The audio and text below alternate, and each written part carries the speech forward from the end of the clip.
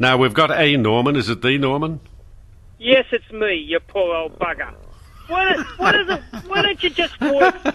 Why don't you just work 4 days a week? Why doesn't 2SM just? You can't make it. Norman. Just hang on a minute. The reason I wasn't here yesterday was that I had to have some tests done in St Vincent's Hospital. You can ring up St Vincent's Private and ask if you want to. I had to have some tests done, and the only time that they could do them, because they're very, very busy at St Vincent's Hospital, was yesterday morning. The Princess and I went together to St Vincent's Hospital to have the test done. So there you are. Bad news, I hope. Oh, God, you're charming. Really? 5 days. Aren't you charming? 5 days is a bit much for you, John. No. I think you should go on a permanent 4-day, either have the Wednesday off, so, 2 days, days, or have the long weekend. Listen, Norman, you stupid little man. I told you why we weren't about yesterday for a very valid reason. Tests were required, and we had the test done in hospital. Do you think I would rather have been in hospital or here? I would much rather have been here, because had I been here, you wouldn't have been on the telephone, and I wouldn't have had to deal with you, you little grub. So, John Laws, you can get tests done any time you want. Please. No. They go to your time, don't you? You could have got it on the weekend in your private hospital. Private hospital. No, Norman.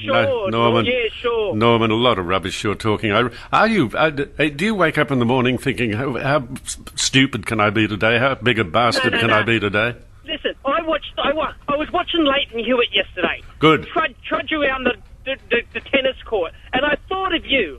And I thought, there's another poor old bugger. He doesn't know when to retire.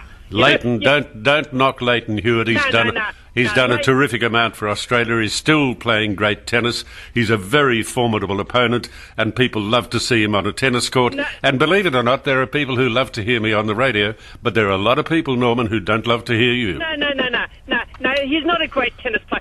That was a once-in-a-blue-moon thing yesterday. He'll never do that again in his life. Mate, he should have retired there and then on the big stage.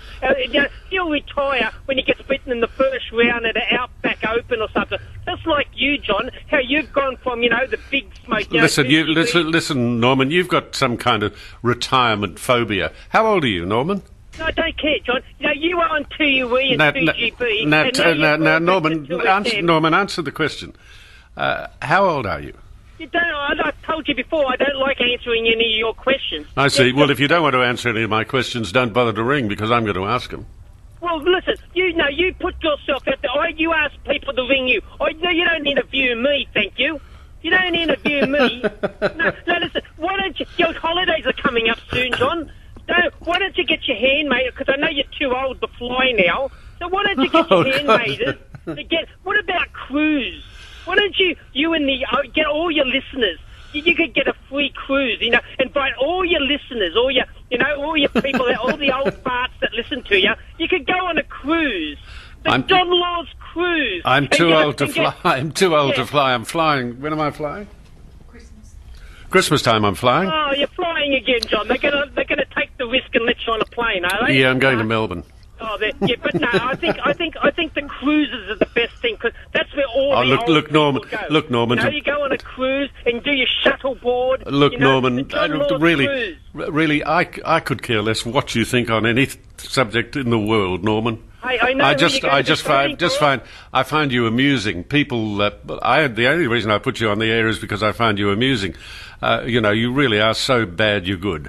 I know who you're going to be voting for. Who am I going to vote for? Have it, because you let it slip the other week. You remember you said, because Rudd wants to move Garden Island up to Quezon. You said, I'll miss those warships coming in. What apartment do you live in Sydney? Do you live in the Toaster with Alan Jones, do you? No, what apartment do you look over God, there at Garden Island? I tell you what, I wouldn't... See your private little warships come in, Yep. You're at entertainment. Don't move them. I like watching the warships come into Garden Island for my luxury, $1 million, $2 million, $3 million luxury apartment. Listen, somewhere in one of these. 2 or 3 million, you're selling me short. Oh yeah, okay. Well, go on.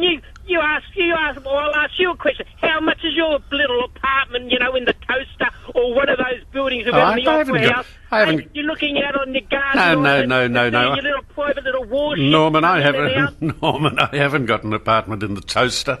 Oh, you just said you used to watch the warships come in and out, and John, you let it slip. Yeah, I do. Okay? I do. I didn't let it slip. I said it deliberately. I do watch the warships come in and out, and sometimes I see the big cruisers come in and out. I didn't let it slip. I said it deliberately. From your apartment. Yeah, Yeah, from your yeah, $10 million apartment there, No, John, eh? you're selling me short again. Oh, yeah, you poor old bugger sitting up there. But, listen, you and Leighton, please, there you are. There's Leighton dragging his poor body over across the court, losing again when he could have won. And there you are, dragging yourself in the morning every day to go to behind the microphone, you poor bugger. Should be on 4 days a week, everybody. You should be just 4 days a week. And you and Leighton, there you are. Don't know when to give it up. Leighton.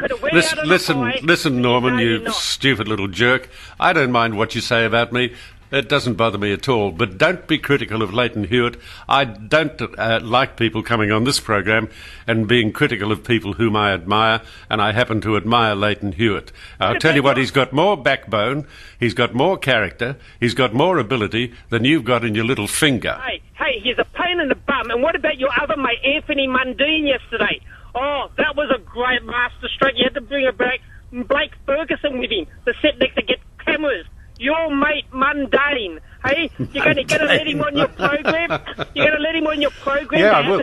Yeah. Let's see if we can find Anthony Mundine. Oh, yeah, your mate, Anthony. Now, everybody out there, he's mates with Anthony Mundine. Now, that's how low you are. Hey, you've got Anthony Mundine and Leighton Hewitt are his mates.